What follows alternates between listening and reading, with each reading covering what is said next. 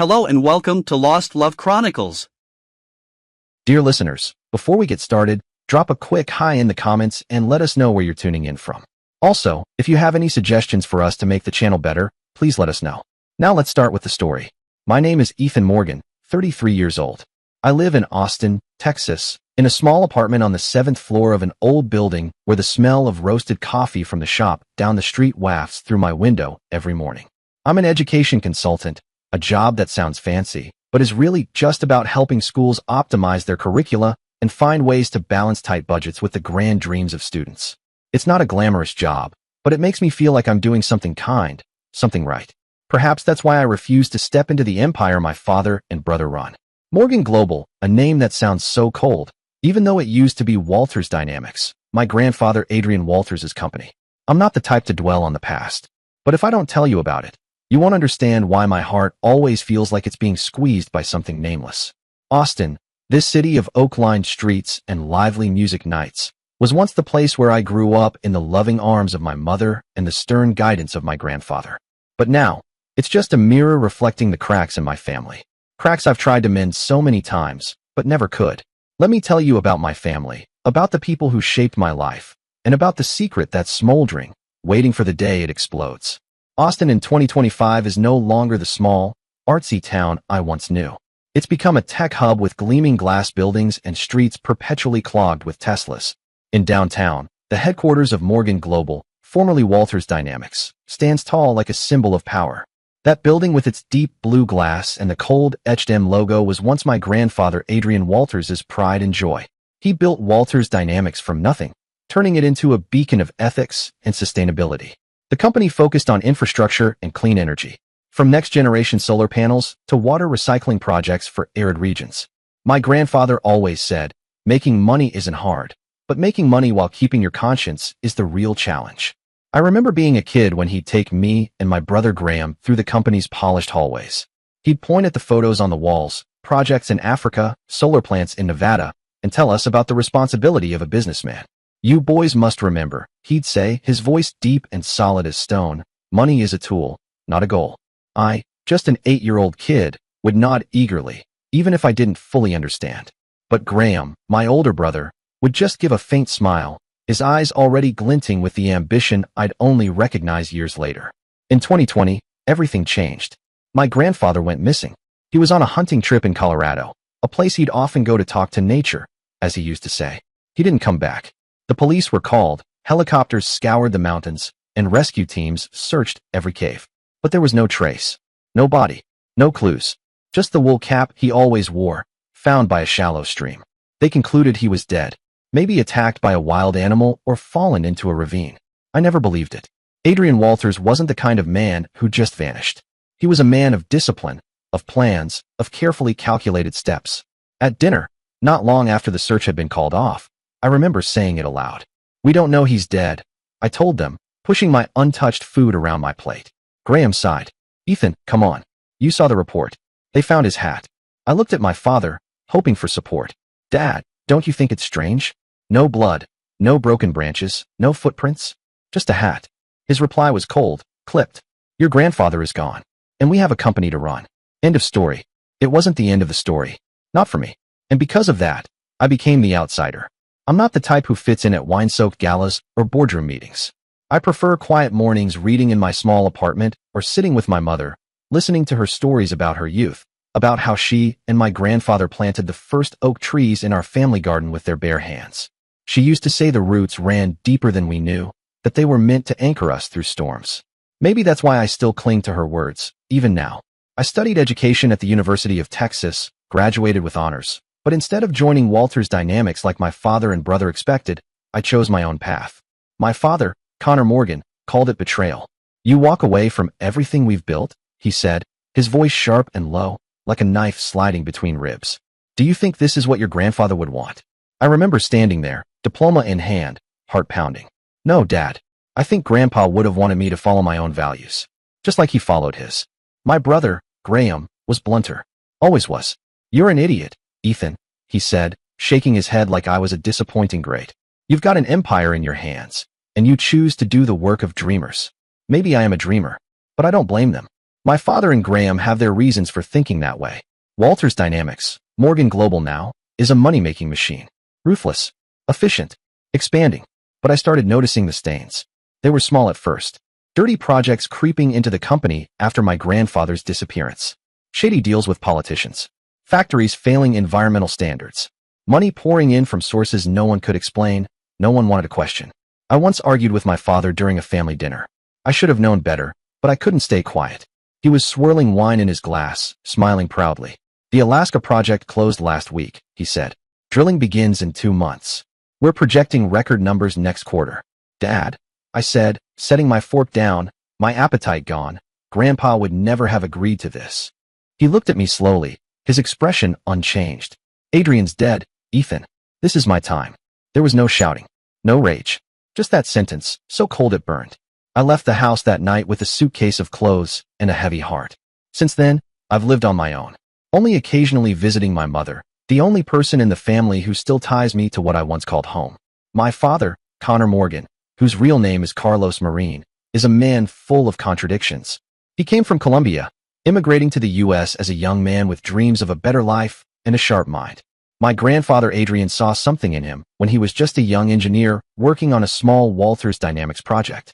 Grandpa mentored him, lifted him up, gave him opportunity after opportunity, and eventually gave him my mother, Celeste Walters, in marriage, despite the loud objections of the entire Walters clan. Carlos is a man of the future, Grandpa once said. He's got fire in his eyes. And in those early years, my father didn't let him down. He worked day and night, turning Grandpa's visions into reality. He built things, real things, ideas forged into steel and energy. But something shifted when my mother gave birth to Graham, then me. And I remember the look in his eyes when Grandpa announced his retirement plans, how he intended to hand over control to an independent board instead of a single heir. My father didn't say a word then, but his hand gripped his wine glass so tightly I thought it would shatter. Then Grandpa went missing, and everything moved fast. Too fast. My father seized control, renamed the company Morgan Global, and erased my grandfather's legacy with the precision of a man executing a well-rehearsed plan. The photos of projects in Africa? Gone. The quotes about responsibility and sustainability? Replaced with words like profit, expansion, and power. I look at my father sometimes and wonder, where did that man go? The one who knelt to propose to my mother under the garden's oaks? The one who held Graham and me in his arms, smiling softly in old photographs? And now my mother. To describe her is to picture a shimmering glass flower. Beautiful, fragile, though she'd never admit it. Celeste Walters Morgan, MMA. The only daughter of Adrian Walters. She grew up under Grandpa's protective wing. She's kind, gentle, loves nature, and has a heart so big it feels like it doesn't belong in this world. When she married my father, many in the Walters family objected, called him an opportunistic immigrant. But she didn't care. Love doesn't need a resume, she once told me, smiling, when I asked her why she chose him. But after Grandpa went missing, something in her dimmed. She became quiet, her eyes always tinged with sadness. She spoke less, smiled less, and her health began to fade. I know she misses Grandpa, her father, who was not just the pillar of the family, but her closest confidant. Every time I visit, she's sitting by the window, looking out at the now withered garden, the same garden she and Grandpa once tended with love and care. The rose bushes are dry, the oaks shedding bark, but she still watches them like they might bloom again if she just believes hard enough. Ethan, your grandfather was a special man, she says softly, her voice trembling, her fingers clutching the edge of her shawl. He'd never abandon us. Never. I want to believe her. God, I want to. But 5 years is a long time. Long enough to forget voices. Long enough for people to move on. Still, every time I look into her eyes, I see that faint spark of hope, like she knows something I don't, like she's holding on to more than just memory. Graham, my brother, is 2 years older than me, but the space between us feels like a lifetime. He's a carbon copy of our father, ambitious, cold, always calculating, always able to bend others to his will with that same thin smile and commanding voice. When we were kids, we were close. He taught me how to tie a tie, how to throw a baseball, how to get back up after scraping my knee. I looked up to him. I really did. But something changed as we grew older. Graham started looking at me differently, as if I were weak. As if I didn't deserve to carry the Morgan name. He joined Walters Dynamics straight out of college. No hesitation. No second thoughts. Within months, he was already sitting beside our father in board meetings, nodding with approval, making suggestions, dressing in suits that cost more than my monthly rent. And when Grandpa went missing, Graham was the first to support the renaming of the company. I still remember the family meeting. My mother sat silently, her hands folded tightly on her lap. I could hear the clock ticking in the background. Walters is the past, Graham said, his voice sharp as a knife, eyes scanning the room. Morgan is the future. That name stands for everything Grandpa built, I said, barely able to keep the tremor out of my voice. You want to erase that because it's inconvenient. He just smirked, leaned back in his chair. Ethan, you don't understand how the world works. That's Graham. Always 2 steps ahead, always climbing. But he doesn't just want power, he craves recognition. He wants to be admired, feared, envied. I know he's preparing something big. A global IPO for Morgan Global. The kind of move that will make headlines, solidify their place at the top of the financial éthante. But every time I look into his eyes, I see an emptiness. A hollowness where brotherhood, where family love, used to be. And then there's the man I admire most. The man who shaped not only my values, but my entire sense of self, my grandfather, Adrian Walters. He wasn't just the founder of Walters Dynamics. He was Austin's compass. At 75, he still stood tall, his white hair like a crown, his eyes sharp as a hawk's. He turned down dozens of lucrative contracts in his time, not because they wouldn't make money, but because they didn't align with his values. Money can buy a lot, he'd say, resting his hand on my shoulder, but it can't buy a good night's sleep. The day he went missing, my world collapsed. I remember it all too clearly. That morning, my father got the call from the rescue team. He sank into a chair, his face pale, lips pressed into a line. But no tears, just silence. Graham was already on the phone, calling lawyers, calling the board. Only my mother cried, sobbing so hard I had to hold her tightly just to keep her from collapsing onto the kitchen floor. She kept whispering, no, he wouldn't leave us like this. The police searched for weeks. Mountains combed, rivers scanned. Helicopters, dogs, thermal drones. Nothing. The headline screamed, founder of Walters Dynamics mysteriously disappears. And then, without evidence or closure, they declared him dead. But I don't believe it. I can't. In the nights after he disappeared, I'd dream of him, wounded, calling for help. I'd run toward him, screaming his name. But the closer I got, the farther he seemed, until I'd wake up in a cold sweat, heart pounding, throat dry. I've asked myself over and over, is he really dead? And if he's alive, where is he? Why hasn't he come back?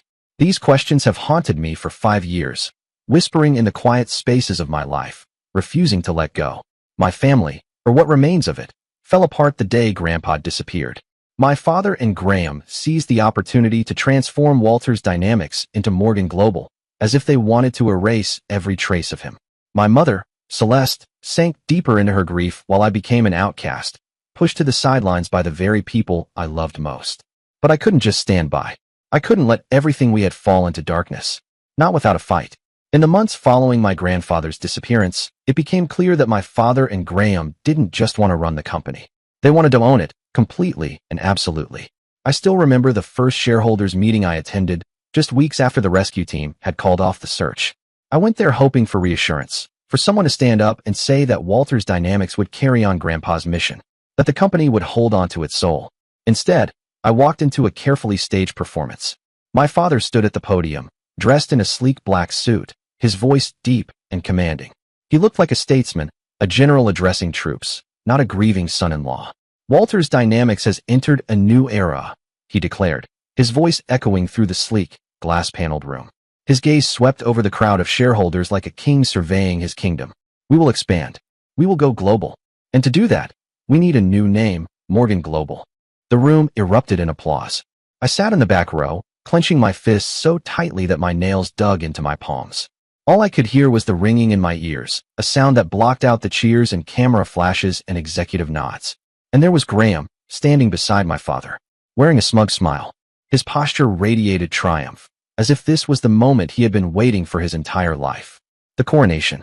I wanted to stand up, to shout that they were betraying everything our grandfather built, that they were tearing down his legacy for the sake of ambition. But I couldn't. I sat there, frozen, powerless, watching history be rewritten right in front of me. After the meeting, as I was slipping out the side door, Graham approached me. That faint, mocking smile never left his face. Ethan, you're too late, he said, his tone dripping with superiority. This isn't a place for dreamers. I didn't respond. I couldn't.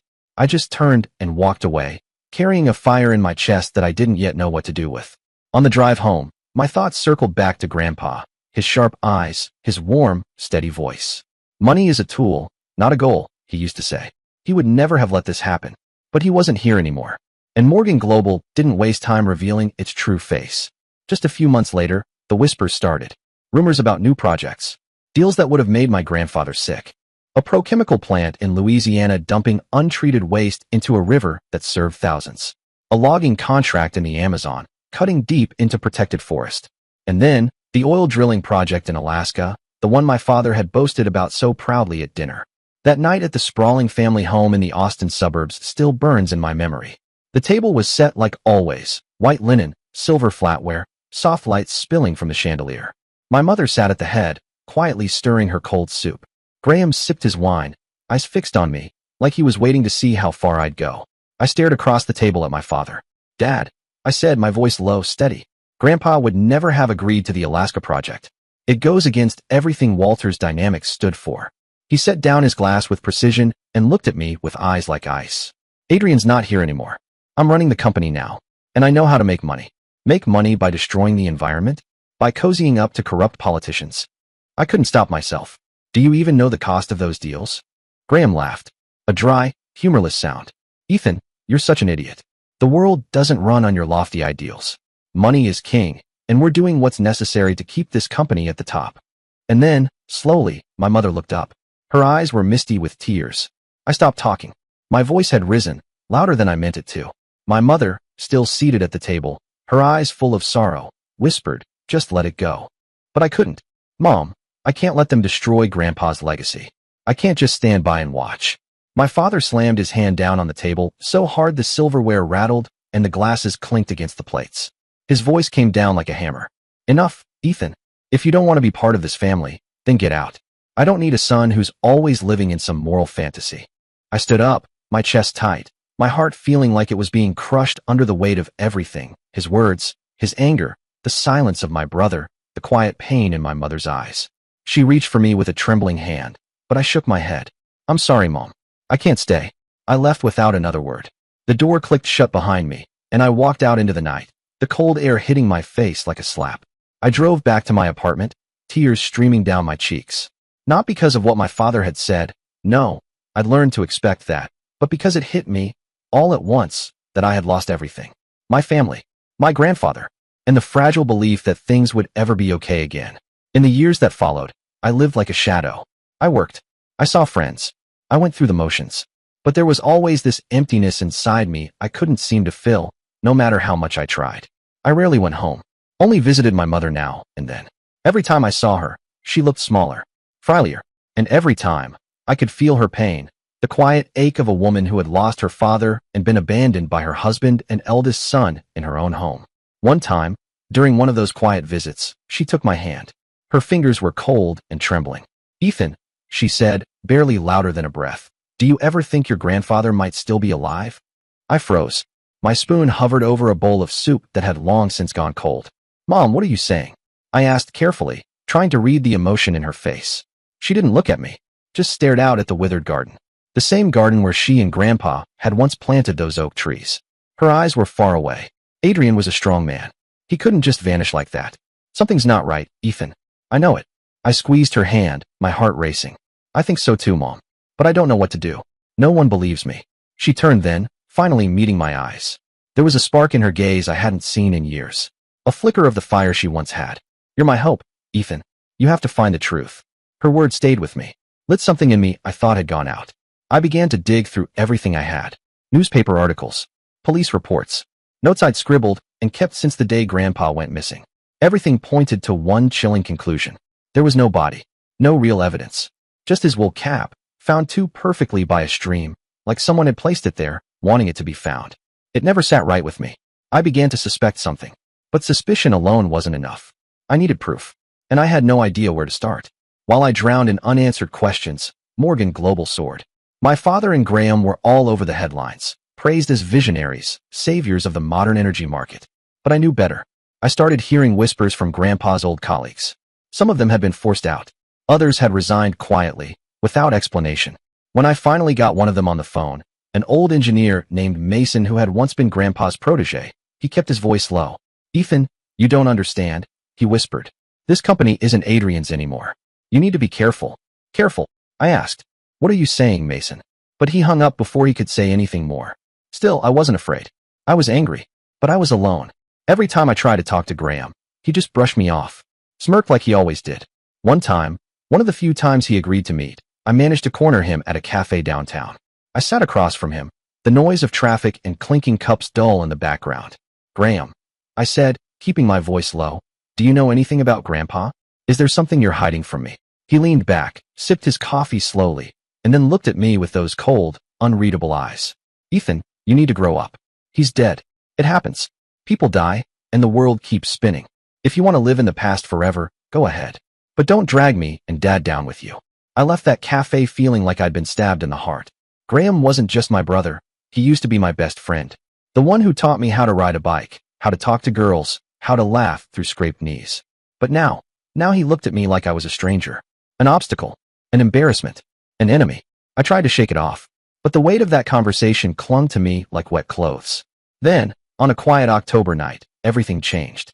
I was sitting at my desk, the soft yellow glow of the lamp illuminating the stack of papers in front of me, old articles, company filings, notes scrawled in the margins of faded police reports. Outside, rain tapped gently against the window, a soothing rhythm that usually helped me focus. But tonight, it only made the silence inside feel heavier. Then came the doorbell. Sharp. Sudden. I jumped, my pen clattering to the floor. I looked at the clock, 9:58 p.m. I wasn't expecting anyone, and everyone who knew me well enough also knew. I didn't like being disturbed at night. I stood up, heart beginning to thud. The hallway was quiet, just the soft hum of the refrigerator behind me. I approached the door slowly and peered through the peephole. A man. His head was covered by a hood, his face cloaked in shadow. For a moment, I froze, my hand hovering over the doorknob. Every instinct told me to walk away. Ignore it. But something deeper, something instinctual, made me turn the lock and open the door. The hallway light hit his face, and I felt everything inside me stop. Silver-white hair, hawk-like eyes, though dimmed by years of hardship. Gaunt cheeks, weathered skin, but unmistakable. It was him. Grandpa. I breathed, barely able to speak. My throat tightened, like I'd been punched in the chest. He looked at me, really looked, and gave me a tired, worn smile. Ethan, he said, his voice low and hoarse, as though the words had to climb their way out. Can you let me in? I couldn't move at first. My knees felt weak, like the floor had disappeared. But I nodded, stepped aside. You're alive, I whispered. It wasn't even a question. Just let's go inside, Ethan. We have a lot to talk about.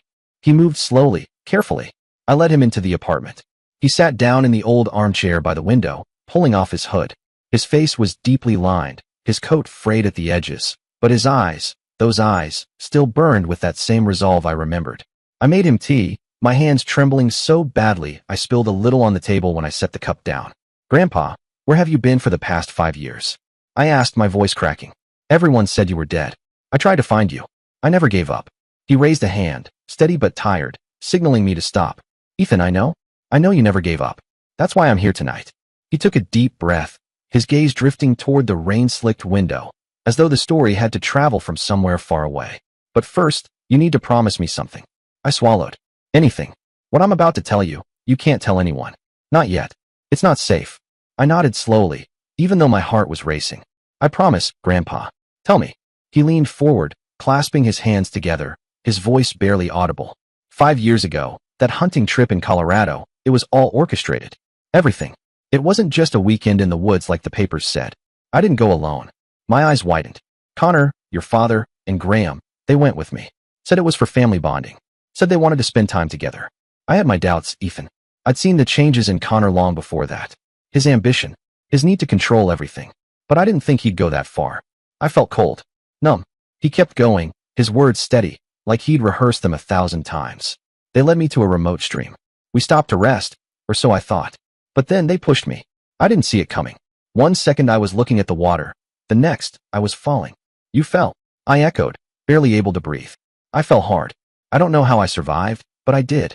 My back, my ribs, they were broken. I couldn't move. I lay there for what felt like hours. His voice dropped, and then a shepherd found me, a man living off the grid nearby. He carried me to his cabin, nursed me back to life. I couldn't walk for months, couldn't even speak for a while. I gripped the edge of the table, feeling the world tilt around me. Dad and Graham. I whispered, my voice hoarse. They tried to kill you. He nodded once, slowly, his eyes darkening like a sky before a storm. They thought I was dead. They needed me gone to take full control. Connor always wanted this company, Ethan. He didn't just want to run it. He wanted to own it. To erase my name from Walters Dynamics legacy. My throat tightened. Tears welled up, hot and heavy. But why didn't you come back right away? I asked, my voice barely audible. Why did you let us think you were dead? He placed a hand on my shoulder. Thin, weathered, but still strong. I needed time, Ethan. Time to gather evidence. Time to make sure that when I returned, Connor and Graham wouldn't be able to deny the truth. He paused, looking into my eyes. I've spent 5 years in the shadows, reaching out to old friends, people still loyal to me. I have recordings, emails, documents, all of it. Proof of their conspiracy. I couldn't hold it in anymore. I cried, not out of sadness, but from a mix of anger, pain, and something else. Something I hadn't felt in a long time. Hope. My grandfather was alive. He was here, right in front of me, and he needed me. I wiped the tears from my face with the back of my hand. What do you want me to do? I asked. I'll do anything to make this right. He studied me for a long moment, his eyes softening. Ethan, you're the only one I trust. You haven't been blinded by power. You have your mother's heart, and my resolve. I felt the weight of his words settle into my chest. I want you to help me expose the truth, he said. But it won't be easy. Connor and Graham have influence, money, connections. They'll do anything to protect what they've built. I nodded slowly. The storm inside me raged, grief, fear, determination, but above it all was clarity. I'll do it, Grandpa. I'll help you. He smiled, for the first time that night. And in that moment, I saw him again. The man I'd looked up to my entire life. The one who'd taught me about honesty, about standing tall, about doing what's right even when it hurts. Good, he said quietly. But we need to be careful. Connor isn't a fool, and Graham is even more dangerous. They can't know I'm back. Not until we're ready. A few days later, my grandfather took me to the place he'd been staying. A small wooden cabin tucked behind old oak trees on the outskirts of Austin. Modest, quiet, hidden. He told me he'd rented it through an intermediary. No paper trail. No name on any lease. He'd covered every step. Watching him move through the space, I could still see the disciplined mind behind the fragile frame. I couldn't believe he was here, alive and breathing, after 5 years of believing he was lost forever. Then one evening, as we sipped tea on the front porch, he turned to me, his voice dropping. Ethan, there's one more person who needs to know the truth.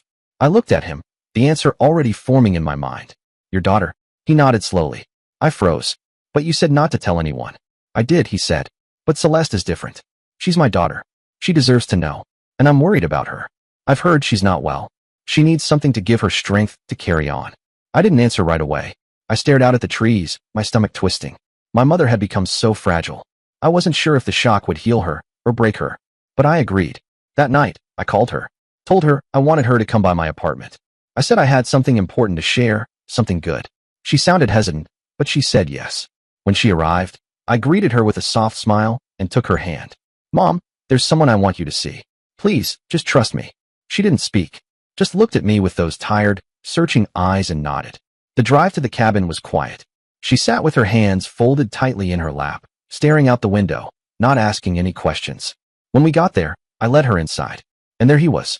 My grandfather stood waiting in the living room, the evening light casting long shadows behind him. My mother stepped into the room, and time stopped. She froze. Her lips began to tremble, and her eyes widened like she was seeing a ghost. Then she whispered, Dad, Dad. Her voice cracked, and then she rushed forward, sobbing as she fell into his arms. Dad, oh my God, Dad.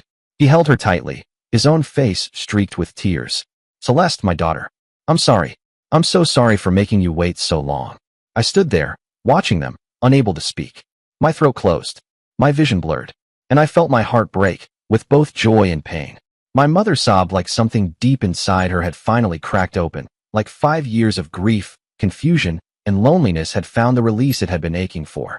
Her arms wrapped around my grandfather, as if letting go would make him disappear again.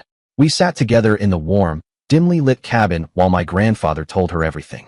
The hunting trip, the betrayal, the fall, the years in hiding. My mother's hands trembled in her lap as he spoke, her face pale and hollowed with disbelief. Her expression shifted slowly, from shock to pain, and then her jaw clenched. Connor, she whispered, her voice raw and shaking with fury. He did this to you. My grandfather reached across the table, gently taking her hand. His voice was quiet but steady. "Celeste, I know this is hard to accept, but I need you to be strong. We're going to take back what belongs to this family. And Ethan will help us." She turned to look at me then, and for the first time in years, I saw something more than sadness in her eyes. I saw fire. "Ethan, you're my hope," she said, her voice firmer than I remembered. "You have to do this." I nodded slowly.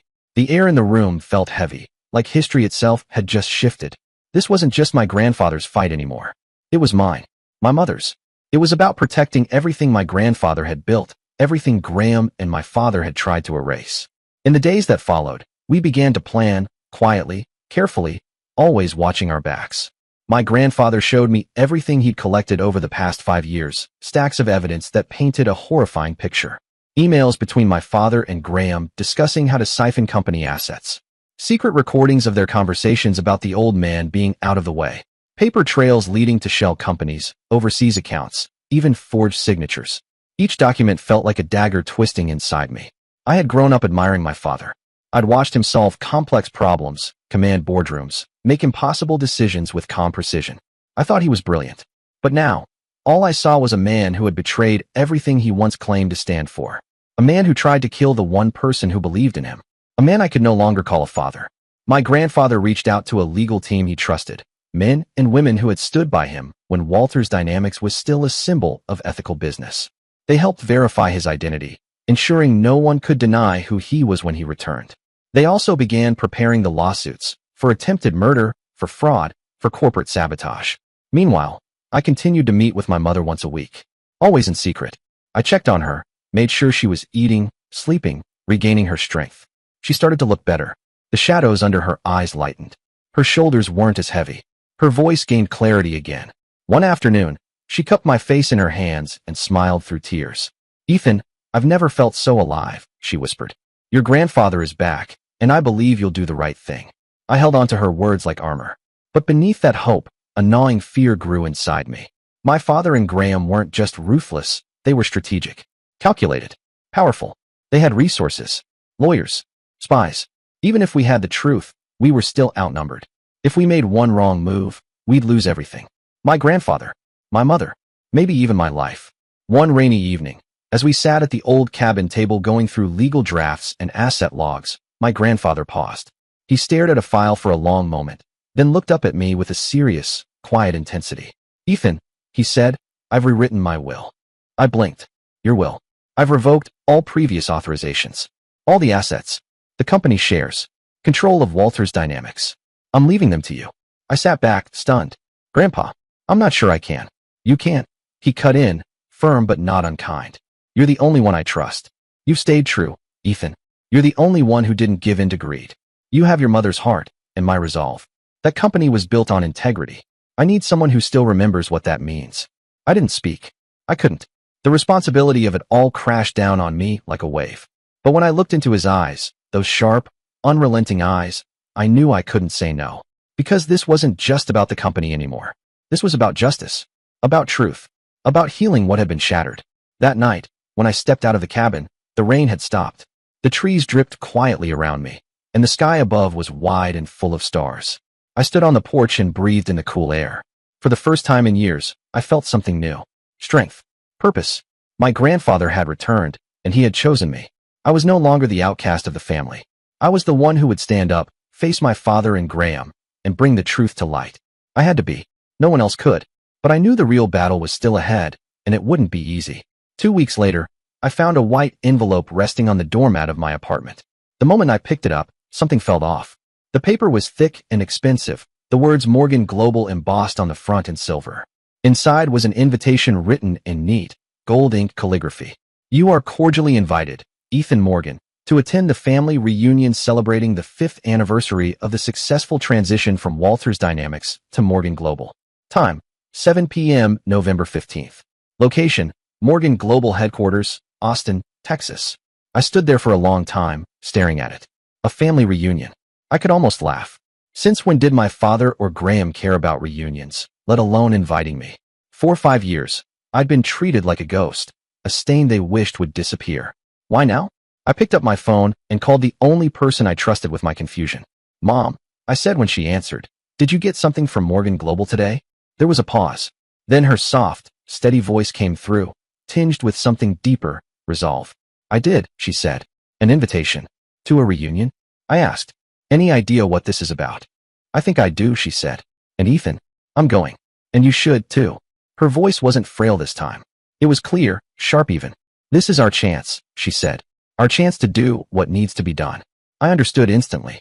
She was talking about the truth, about my grandfather, the betrayal, the lies that had poisoned our family. This wasn't just a reunion. It was a stage. And we were about to turn it into a reckoning. That evening, I drove out to the cabin. The wind rustled the oaks as I pulled up, headlights washing over the modest porch. Inside, my grandfather sat in his usual armchair, hands wrapped around a steaming mug of tea. When I told him about the invitation, his eyes lit up, not with surprise, but with purpose. This is our moment, Ethan, he said, setting his cup down. Connor and Graham think they've won. They want to parade their empire, bask in their success. But they don't know I'm back, and we're going to make them pay. My chest tightened. But Grandpa, what if they suspect something? What if they find out before we're ready? He placed a firm hand on my shoulder, his gaze cutting straight through me. Ethan, I survived 5 years in the shadows. I know how to keep a secret. His voice softened, but the weight of it remained. And you're the one who will stand with me. We have the evidence. We have the truth. And Celeste will do this with us. In the days that followed, we worked relentlessly. My grandfather and I met with his old legal team, a group of veteran attorneys who had stood beside him in the early Walters days. They treated him with reverence, and they treated me with respect, not because of my name, but because I was his grandson. We went over everything. Recordings of my father and Graham speaking candidly about removing Adrian.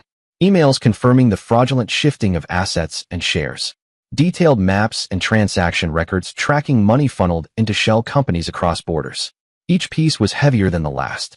But together, they formed a weapon. I continued meeting my mother in secret, her apartment, sometimes mine, always careful, always quiet. She looked different, stronger, but I could still see the hurt lingering in her eyes when she talked about my father. One evening, as rain tapped softly against the window, she sat across from me on my apartment couch. Her hands were clenched tightly in her lap, and her eyes were glassy. Ethan, she said quietly, I'm not sure I want to do this. I didn't say anything right away. I just waited. She looked up at me, voice trembling. But I have to. She drew in a shaky breath.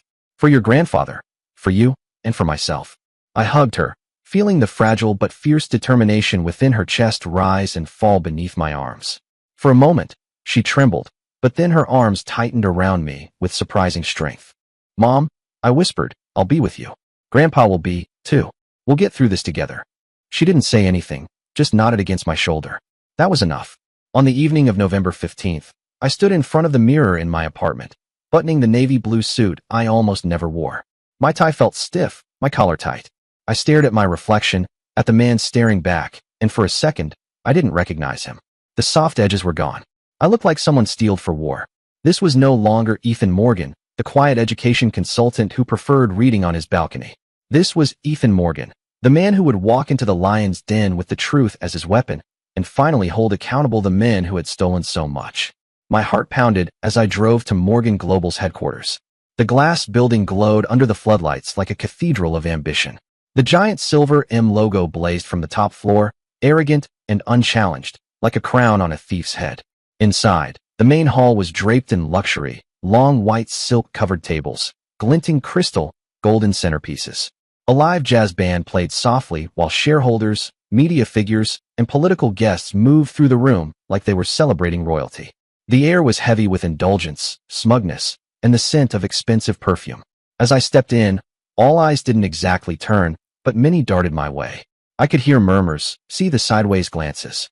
That's Ethan, Connor's younger son. Didn't he leave the company years ago? I heard he teaches or something. Weird one. I ignored them all. Their whispers didn't matter.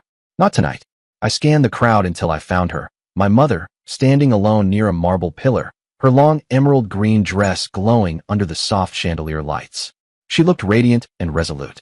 When her eyes found mine, something in her face lifted. I crossed the floor to her and gently took her hand. Mom, I said quietly, Grandpa's ready. She squeezed my hand back, her lips pressed into a firm line. So am I, Ethan. Then the room dimmed slightly, and the event began. My father walked onto the stage to a burst of applause. He wore a tailored black suit that probably cost more than my apartment's annual rent.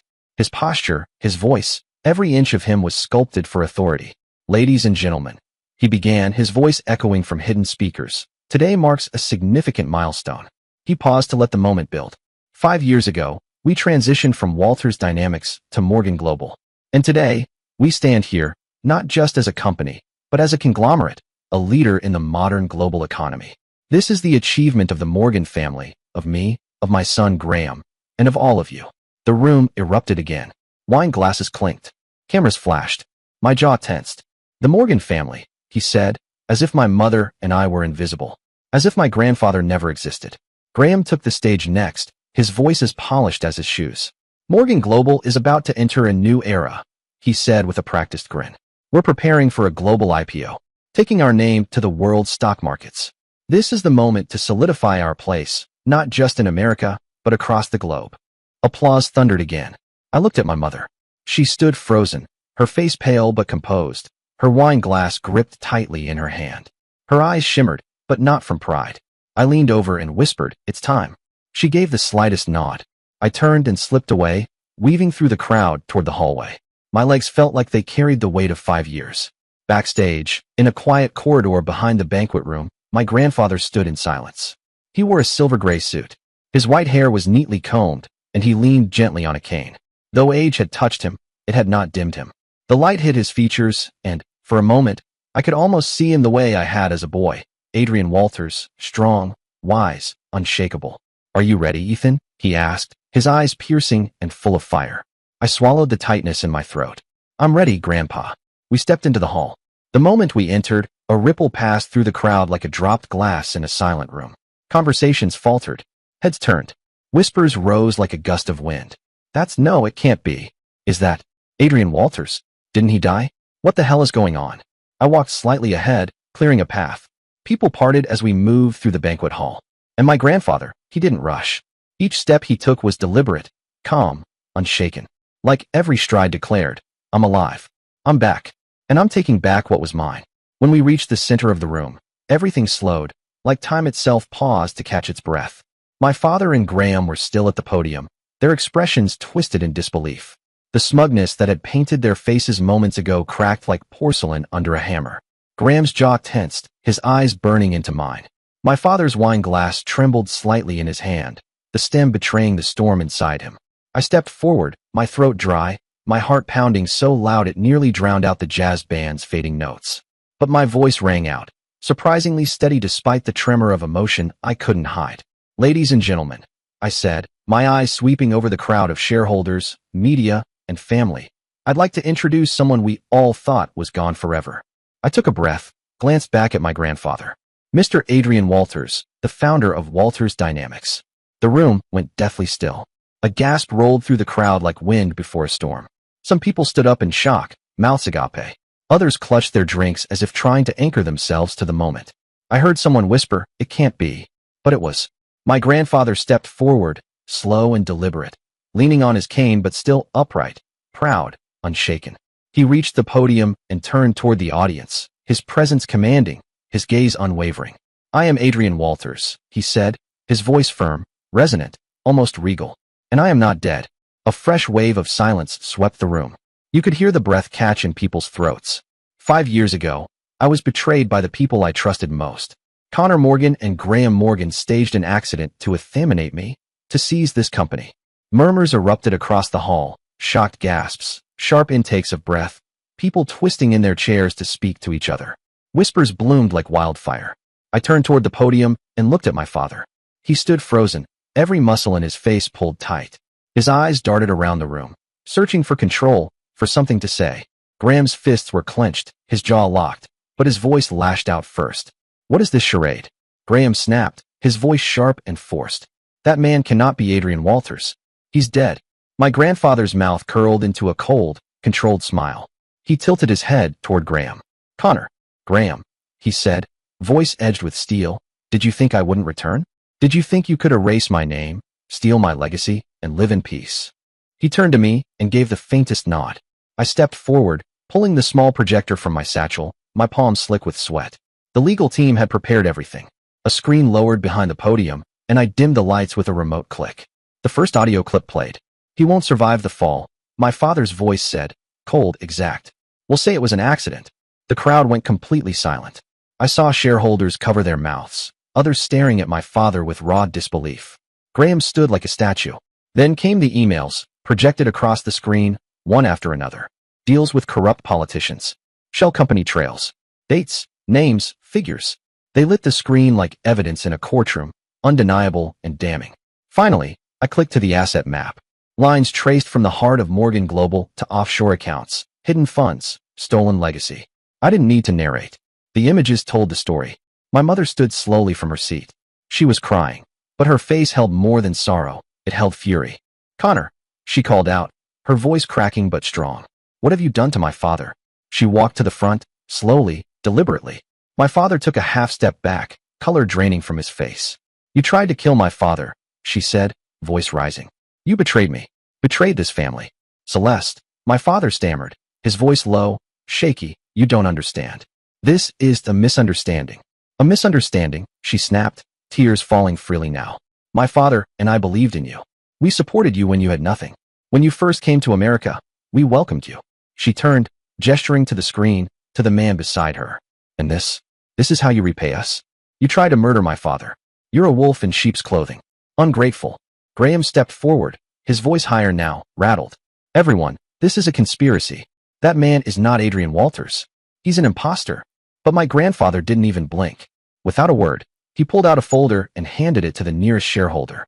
Inside were certified documents, birth certificate, legal ID, medical records, all verified. Then came the video. On the screen, a grainy clip played, a weathered man in a remote cabin.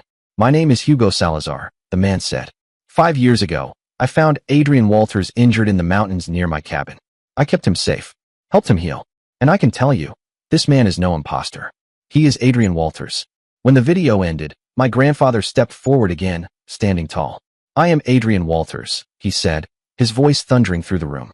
"And I've returned to take back what belongs to me, my name, my company, and my family's legacy." Then the room exploded. Voices rose like crashing waves, shareholders shouting, reporters lunging forward, cameras flashing like lightning. Some demanded an immediate investigation. Others looked toward the podium with confusion, anger, or fear. But then, just as quickly, the room fell silent again. The main door swung open, slamming back with authority. A group of uniformed police officers entered, their footsteps echoing across the marble floor. They moved in perfect coordination, scanning the crowd. Their sidearms remained holstered, but their presence was unmistakably final. I stood frozen, breath caught in my chest. They had come faster than we'd expected. My grandfather's legal team had worked quietly with the FBI, preparing for this exact moment. And now, justice had entered the room. A tall, stern-faced officer with a silver badge stepped onto the stage beside my grandfather. He raised his hand for silence, not that any was needed now. His voice cut through the room like a gavel. "Connor Morgan. Graham Morgan." It was not a question. It was a verdict. "You are under arrest for charges of conspiracy to commit murder, embezzlement, and financial fraud." The officer's voice cut through the room like a hammer striking glass. The silence that followed was so absolute, I could hear someone's breath catch across the hall. I turned toward my father. He took a step back, his face drained of all color, his mouth slightly open as though he wanted to speak, but no words came. His hands trembled at his sides. Graham's reaction was more desperate. I saw it before anyone else did, his eyes darting toward the side exit. He lunged, pushing past one stunned guest. But before he could reach the door, 2 officers intercepted him, grabbing him hard by both arms. "No, no, this is insane," he shouted, his voice cracking wild. "Let me go? I didn't do anything." The click of the handcuffs locking shut echoed through the hall, sharp, metallic, brutal. Graham thrashed once, then froze. The realization had hit him. It was over. My father tried to stand tall, tried to compose himself, but as the officers moved in on him, I saw the mask slip. His lips trembled. His eyes, not the confident, commanding gaze I'd grown up with, but raw, frightened, cornered. "You're making a mistake," he barked, his voice brittle with panic. "This is a conspiracy. That man is not Adrian Walters." But no one moved. No one believed him anymore. The crowd looked on, stunned. Some shareholders sat frozen. Others had their hands over their mouths. I heard one woman whisper, "My God," as she clutched the pearls at her neck. Cameras flashed like strobe lights. Reporters leaned forward, scribbling, whispering into recorders. My mother stood at the far end of the room. Her hand was clutched tightly around the fabric of her dress, her face streaked with tears. I wanted to go to her, to say something, anything, but I couldn't move. I was frozen, watching my father, the man who taught me how to throw a baseball, who sat beside me when I was too scared to ride my bike, being led away like a criminal. And Graham, once my partner in crime in childhood games, the brother who piggybacked me across muddy fields, now cuffed and pale, his suit askew, his mouth tight with rage and fear. The doors swung shut behind them with a deep, echoing thud. Then the room fell quiet again, heavier now, like something sacred had broken. A pain bloomed in my chest, sharp and immediate. I didn't know what to feel. Anger? Yes. Relief? Maybe. But also heartbreak. Because even after everything, they were my family. Then my grandfather raised a hand, calm, steady, and the room responded like a wave pulling back from shore. Silence fell once more. He stepped forward, leaning into the microphone. His voice came firm and clear. Today, we have witnessed the truth, he said, his words echoing like stone on steel. But the truth is not just for exposing. It's for rebuilding. He paused, scanning the room, his eyes falling on me. I have drafted a new will, he continued. All my authority, shares, and assets will be transferred to my grandson, Ethan Morgan. He is the only one in this family who has not been blinded by power. He will lead Walters Dynamics back to its rightful path. I felt my blood run cold. The weight of the room shifted, and suddenly, every gaze fell on me.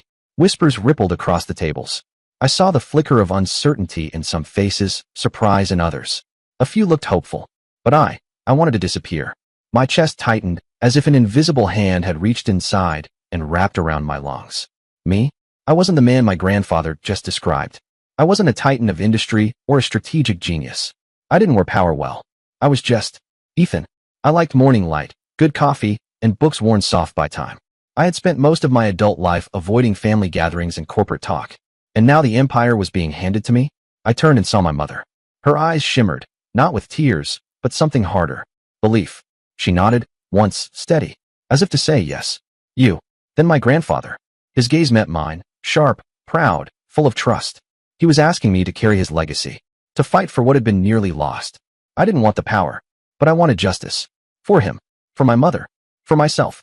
So I stepped forward, my legs leaden, my stomach twisting. I made my way to the podium, each step somehow both unreal and permanent. When I reached the microphone, I paused, looking out across the crowd. The faces blurred. All I could feel was my own breath, the pressure against my ribs, and the impossible weight on my shoulders. I took a deep breath. I don't promise to be perfect, I said. My voice trembled, but it didn't break. But I promise to do everything I can to bring Walters Dynamics back to what my grandfather built. A company of integrity, responsibility, and a future. There was a beat of silence. A long, taut moment. Then someone clapped. Then another. And suddenly, the applause spread, slow at first, but building, growing into a thunderous ovation. I looked at my mother, seeing her smile through her tears. It wasn't the kind of smile you wore when you were happy. It was something deeper, more complex. Relief, sorrow, love, all colliding on her face. She looked at me like I had given her back a part of herself she thought was gone forever. I turned to my grandfather. He gave me a nod, calm but proud. His eyes gleamed, not with vengeance, but with vindication. The man who had once been buried by lies was now standing tall in the light of truth. And in that moment, I knew, no matter how hard the road ahead would be, I wouldn't walk it alone. The next morning, Austin felt like it had cracked open. I walked past newsstands and saw headlines in bold black print. Walters Dynamics founder returns from the dead, accuses son-in-law and grandson of murder plot. Images of my grandfather at the podium flooded every screen, from television broadcasts to phone notifications. That silver-gray suit, that cane, and that unshakable stare. Videos of the confrontation at Morgan Global's headquarters had gone viral. One clip, the audio of my father saying he won't survive. We'll say it was an accident, was everywhere. Social media branded them monsters before the courts even had their say. Morgan Global, once hailed as a rising star, was now the center of a public firestorm. My phone buzzed constantly with calls and texts, reporters and acquaintances, even strangers. Some offered sympathy. Some wanted an interview. Some just wanted a soundbite. The FBI moved quickly. Just hours after the reunion, my grandfather's legal team turned over every document, every file, every recording. I watched from my apartment window as federal agents marched into Morgan Global's main building, sealing off offices and escorting out stunned employees. Boxes of hard drives and paper files were hauled away under flashing lights and camera clicks. By noon, The mansion my father had bought in the Austin suburbs was surrounded. Agents seized documents, computers, art, anything tied to stolen money. Offshore accounts were frozen. Vehicles impounded. I got a call from an old friend who still worked at the company. "Your dad tried calling every lawyer in the city," he said, his voice low with disbelief. "No one would take the case. They know Connor and Graham don't stand a chance, Ethan. The evidence is too clear." He paused. "I don't even know how to feel, man. This is insane." I thanked him, but when I hung up, I sat there staring at the wall for a long time. I should have felt triumphant. Should have felt like we'd won. But instead, I felt hollow. Like something had been carved out of me. My father, Graham, they weren't just criminals, they were once mine. My family. I remembered being 10, sitting on my dad's lap as he told me stories about how hard he worked to earn his first job. I remembered Graham sneaking me out of boring family dinners to get tacos downtown. Now they were in jail cells. And the world knew. In the weeks that followed, our lives became tabloid fodder. Talk shows featured pundits dissecting every moment of the case, from the accident in Colorado to my grandfather's reappearance. Some gossip magazines published absurd theories, claims that my grandfather had been living in a cave in Montana or wandering through remote parts of Mexico under a new identity.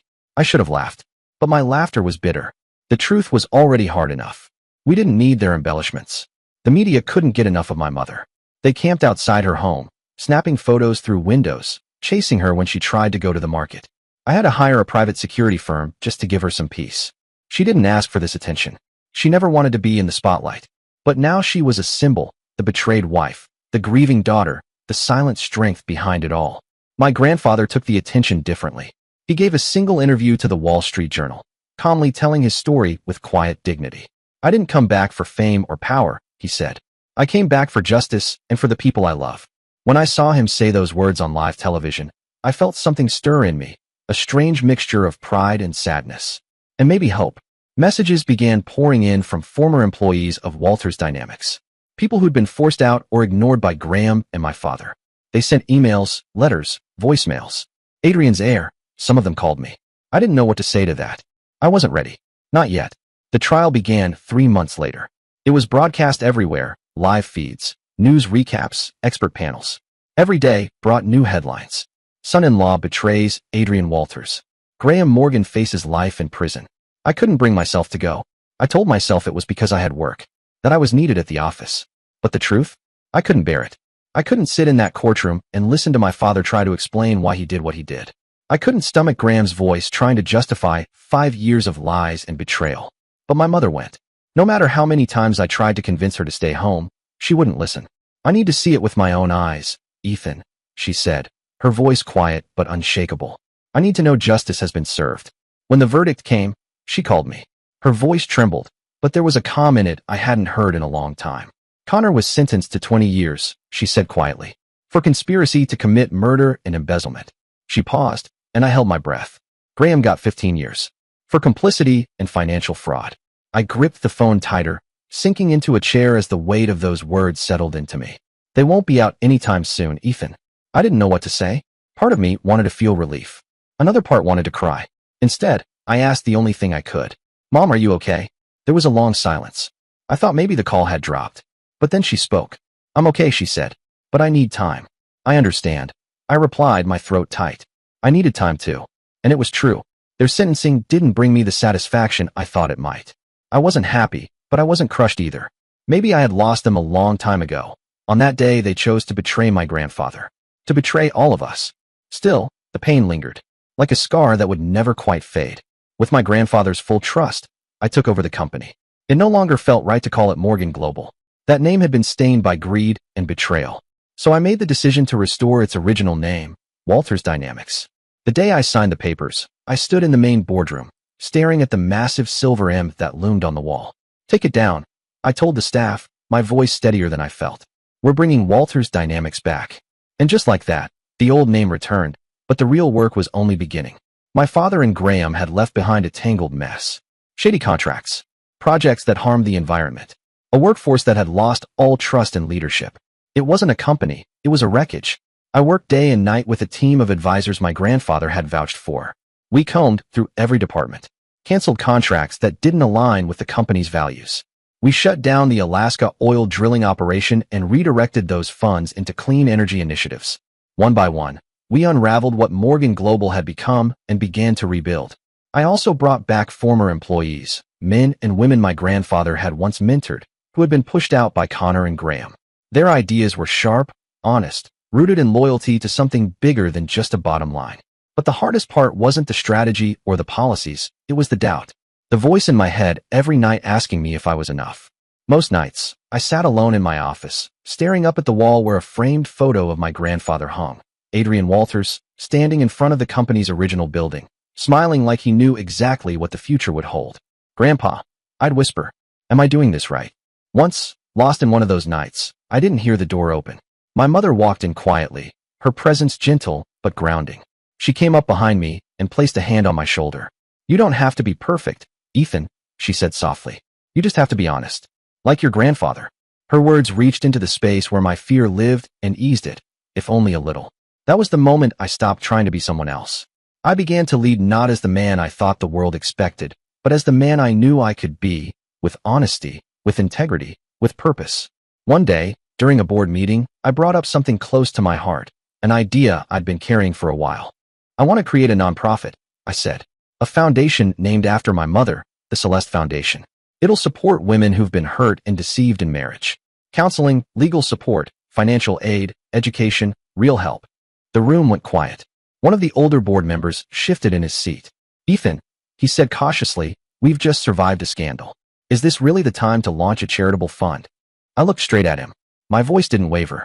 "Walters Dynamics isn't just about profit," I said. "It's about people. If we don't help those who need us, we're no better than Morgan Global." There was a pause, then someone clapped. Then another. And slowly, the boardroom filled with applause. The Celeste Foundation was born. When I told my mother, she pulled me into a hug. Her tears soaked into my shirt, but I didn't let go. "Ethan," she whispered, "you've made me proud. This is what I've always wanted. Something good amidst all this pain." And then, one spring afternoon, I drove her to Colorado. My grandfather had decided to retire there, in the mountains where the truth first began to resurface. Far from the chaos of boardrooms and flashing cameras. A quiet place to spend the rest of his days. He didn't return to running Walters Dynamics, no matter how many times I asked him to. "Grandpa," I said one afternoon, sitting beside him on the porch, "the board still respects you. The public believes in you. Come back with me. You could lead this company again." He gave me a small, knowing smile and gently shook his head. "Ethan, I've done my part," he said, his voice calm but resolute. "Now it's your time. I just want to live in peace, in the place that saved me." I didn't argue again. I understood. He wasn't walking away, he was finally resting. His home sat nestled in a quiet valley surrounded by towering, snow-capped mountains. It was the same area where he had disappeared 5 years ago. And now, it had become his sanctuary. The log cabin was modest, nothing like the sprawling estates I'd grown up visiting, but it had a warmth that couldn't be faked. Smoke curled softly from the chimney. A little garden grew to the side of the porch, with neat rows of carrots and herbs. There was a worn rocking chair next to a small table with a chipped mug and a copy of Moby Dick folded open. When we arrived, he was seated there, reading. As soon as he looked up and saw my mother step out of the car, his eyes lit up. "Celeste," he called out, standing slowly, leaning on his cane. "Come here, my girl." She walked up the steps with hesitation, but the moment he opened his arms, she rushed into them. "I missed you, Dad," she whispered, tears streaking down her face. "I missed you too, sweetheart," he murmured, holding her tightly. "So much." I stood at the bottom of the porch, watching them. My heart warmed at the sight. Something in me, long tense, eased just a little. My mother had made her decision even before we left Austin. "I think I'll stay," she had told me gently. "At least for a while. I need time to heal. And your grandfather, he needs someone to share the quiet with." I'd nodded, understanding more than I could say. As I drove away from the valley, I kept glancing in the rearview mirror. They stood together at the edge of the porch, my mother's arm tucked in his, their figures small against the vast, golden horizon. The sun was setting behind them, casting a long shadow across the field. And somehow, I knew they would be okay. And so would I. Back in Austin, Walters Dynamics slowly began to revive. We launched our clean energy initiative first, wind farms in Texas, solar grids in Nevada. Investors took notice, not just because of the potential profits, but because of the story. A founder who returned from the dead. A grandson determined to lead with integrity. We weren't just rebuilding a company, we were rebuilding trust. The Celeste Foundation expanded faster than I imagined. Hundreds of women reached out, survivors of betrayal and loss, finding not only financial support, but a lifeline. I kept every thank you letter, storing them in a leather binder on the shelf behind my desk. Whenever the pressure grew heavy, I opened it and read them, reminding myself why this mattered. At night, I no longer dreamed of my grandfather lying wounded, alone in the dark. Those nightmares had faded. Now, I sometimes dreamed of the old days. Of Graham and me chasing each other through fields behind the house, laughing. Of my father, before the betrayal, swinging me high into the air and calling me champ. These memories no longer felt like daggers. They were reminders of what once was, and what could still be, in a different way. One evening, I stood in my office overlooking the city. Austin's lights sparkled beneath a velvet sky. On my desk sat a photo, my grandfather, my mother, and me. It had been taken the day I was officially named chairman. We were all smiling, not because everything had been fixed, but because we had survived. I was no longer the outcast. I was Ethan Morgan, heir to Adrian Walters' legacy, bearer of my mother's hope, the man determined to rebuild from the ashes of our past. The road ahead would still be long. There would be setbacks, critics, and more decisions that tested who I was. But I wasn't afraid, because I had them, my mother, my grandfather, and most importantly, I had found myself. And somewhere deep inside, I knew. Justice had been served. Not just for my family, but for everything Walters Dynamic stood for.